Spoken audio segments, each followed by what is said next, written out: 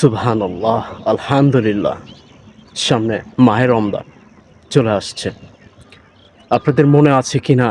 আমার কিন্তু অনেকটা মনে আছে। আমরা মাহে রমজান আসার আগে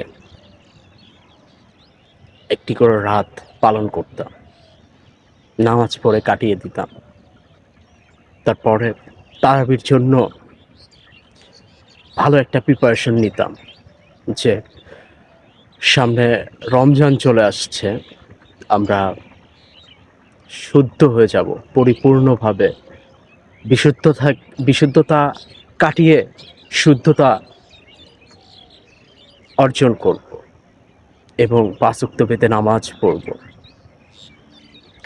ইনশাআল্লাহ তাআলা সবার আগে আমাকে হেদায়েত দান করুক এবং আমি আপনাদের জন্য দোয়া করছি যাতে আল্লাহ তাআলা আপনাদেরকে রমজানের সাথে জীবনের সমস্ত গুনাহ এবং সবকিছু কাটিয়ে আল্লাহ তাআলার রাস্তায় আসার জন্য, যাতে করে আল্লাহ তাআলা আপনাদেরকে দয়া করে ভালোবেসে সে জড়িয়ে রাখে তার নামাজের সাথে।